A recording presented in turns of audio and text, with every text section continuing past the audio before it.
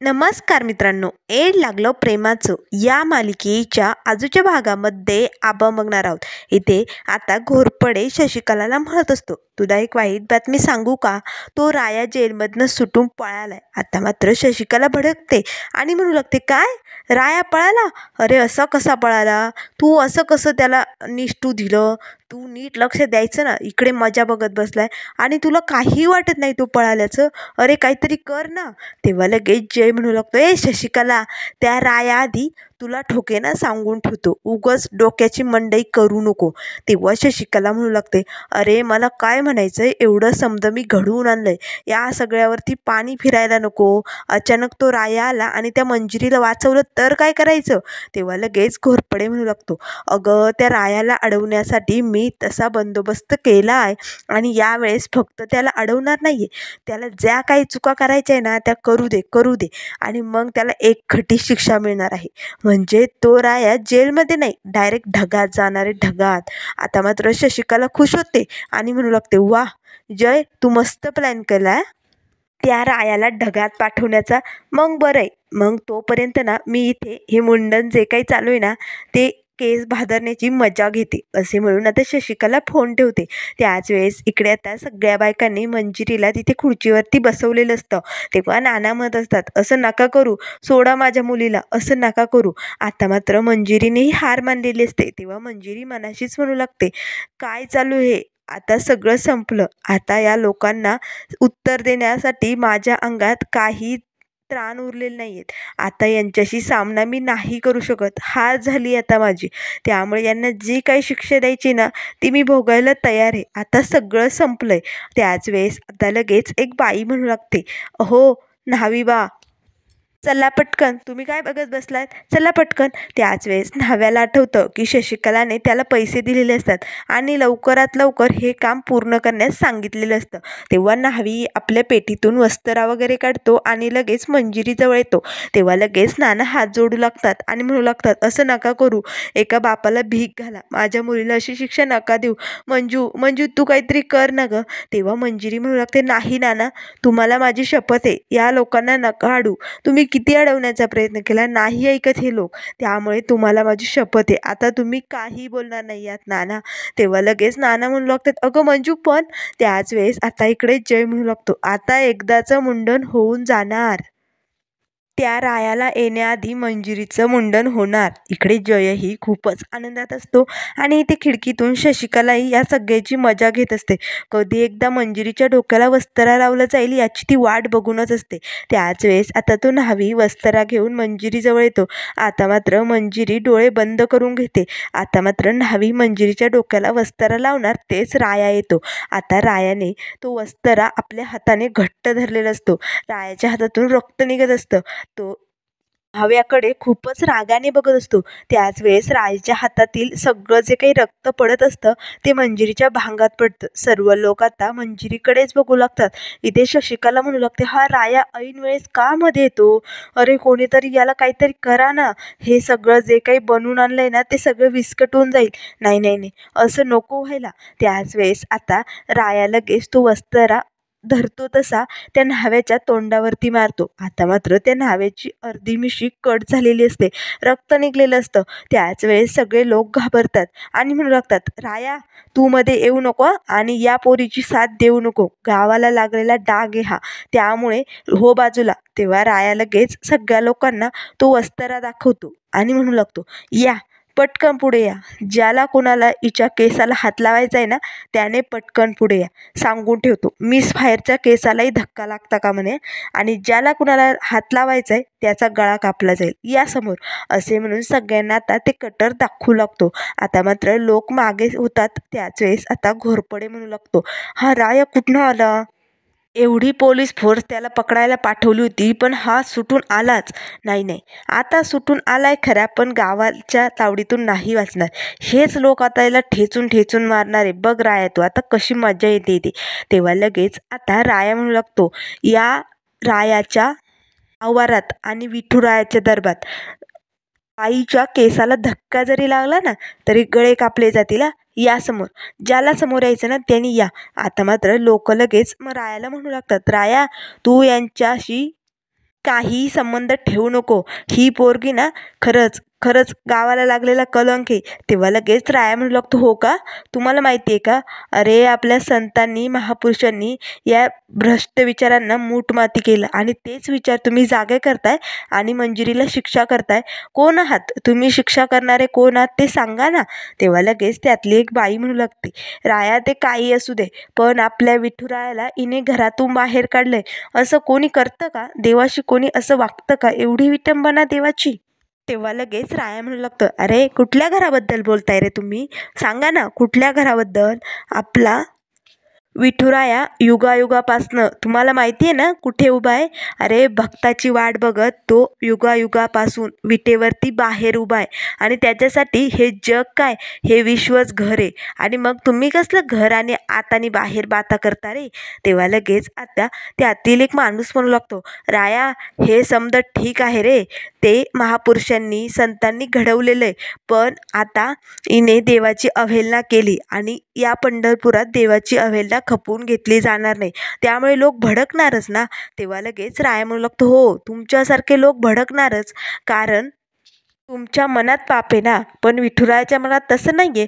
तो जगाचा पोशिंदा आहे, सगळ्यांची भक्ती तो सांभाळून घेतो. आणि बघ खरंच जर विठुरायाला या पोरीचा राग आला असेल, हिने घराबाहेर काढलं म्हणून त्याला खरंच वाईट वाटलं असेल, तर तो देईल की हिला शिक्षा. तुम्ही कोण आहात शिक्षा करणारे? तुम्ही का मध्ये येऊन तिला शिक्षा करताय? आता मात्र सगळे लोक शांत होतात आणि एकमेकांकडे बघू लागतात. तेव्हा शशिकला म्हणू लागते, नाही नाही, हे लोक शांत व्हायला नको, अशाने तर सगळं काही बनवलेलं विस्कटून जाईल. तेव्हा शशिकला आता जयला खुणावू लागते आणि पुढे येऊन काहीतरी कर असे म्हणू लागते. त्याच वेळेस आता लगेच एक बाई म्हणू लागते, राया हे समज ठीक आहे रे, तुझं बोलणं पटतंय, पण तरीही ही गुन्हेगार आहे आणि हिला शिक्षा व्हायलाच हवी, कारण हिने विठुरायाची मूर्ती एवढ्या दिवसापासनं म्हणजे कालपासनं दिवसभर बाहेर ठेवली. नाही नाही नाही, एवढी मोठी चूक केली हिने, त्यामुळे हिला शिक्षा व्हायलाच हवी. तेव्हा राय म्हणू लागतो, हो का? मग बरोबर आहे तुमचं. तुम्ही काय करता? आपल्या गावाबाहेर चौकात जी भिंत आहे तिथे लोक थुंकतात, म्हणून तिथे देवाचा फोटो लावता ना? लावता की नाही देवाचा फोटो? मग तेव्हा नाही तुम्हाला काही वाटत? तेव्हा नाही तुमच्या देवाचा अपमान होत का?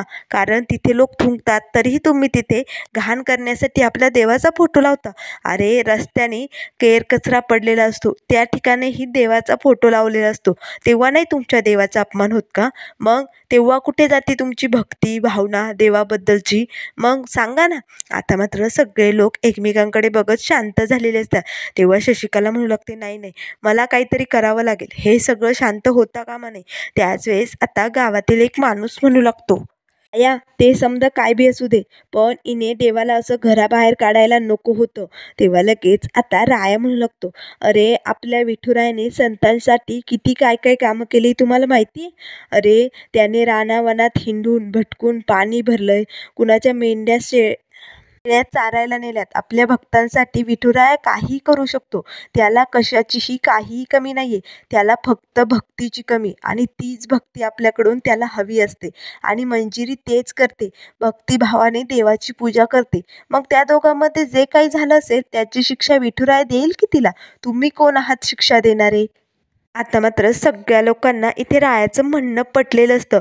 तेव्हा लोक शांत झालेले असतात. त्याच वेळी शशिकला बाहेर येते आणि म्हणू लागते, मी हात जोडते तुमच्यासमोर, पण मंजिरीला शिक्षा नका करू हो. खरंच तुम्हाला ना तिची धिंड काढायची असेल तर काढू शकता.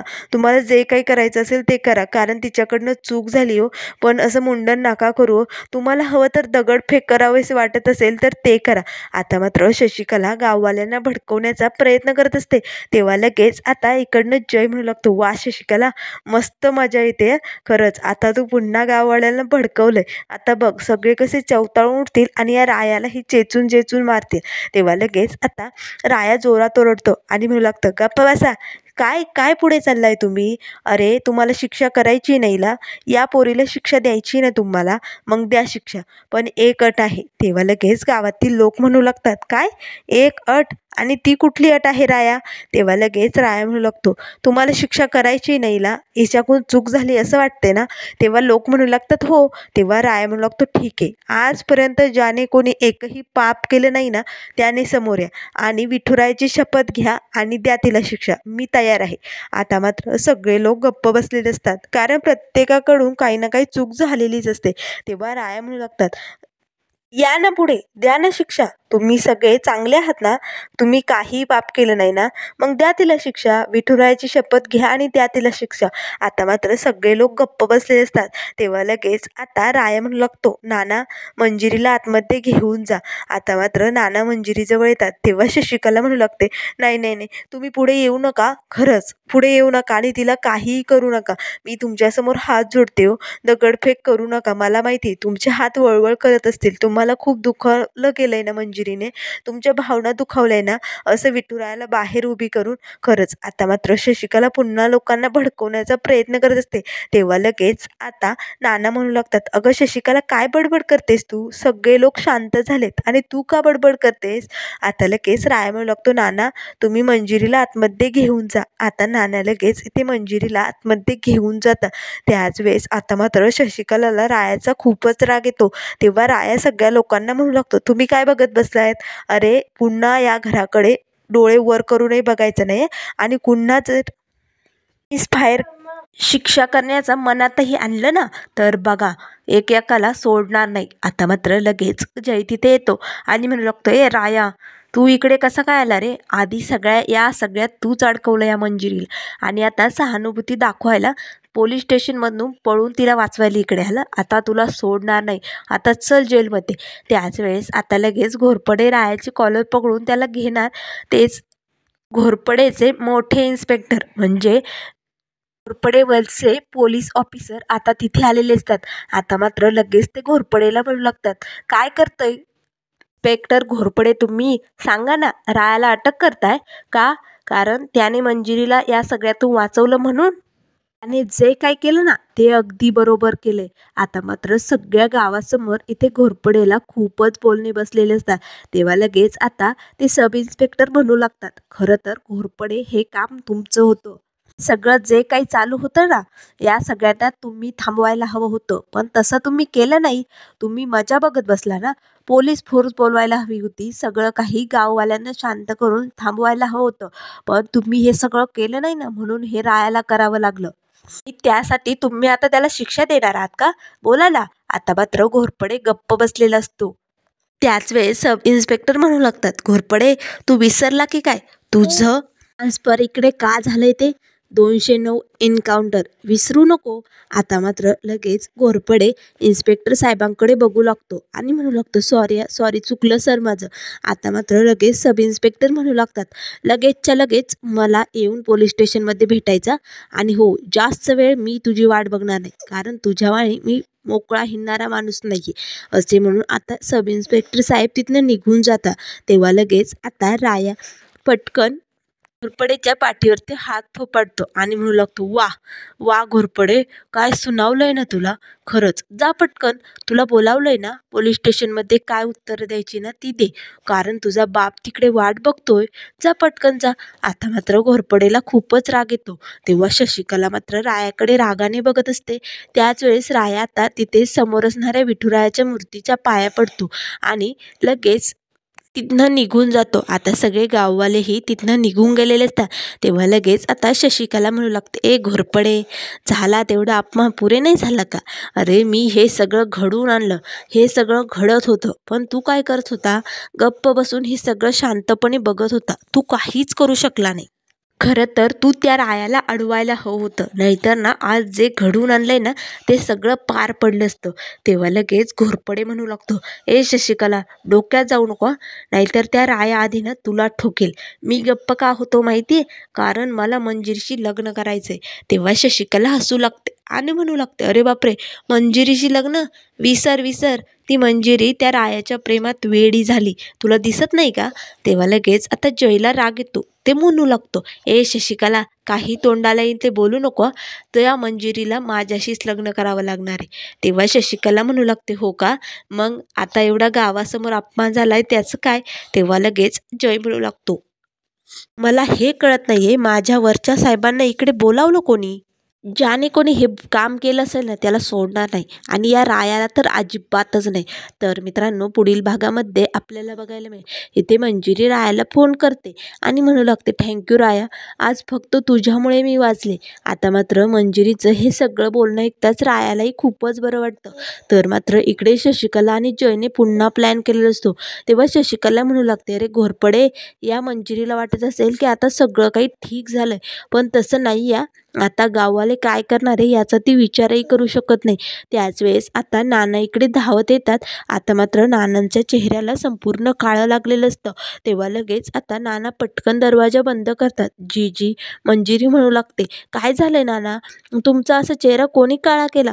तेव्हा नाना म्हणू लागतात, अगं मंजिरी, गाववाले खूप भडकलेत. सगळ्या गावात मंजिरीचे पोस्टर लागलेत. मंजिरीला हे गाव सोडून जायला सांगितलंय. आता मात्र पुन्हा राया मंजिरीला कसं वाचवणार हे आपल्याला लवकरच बघायला मिळेल.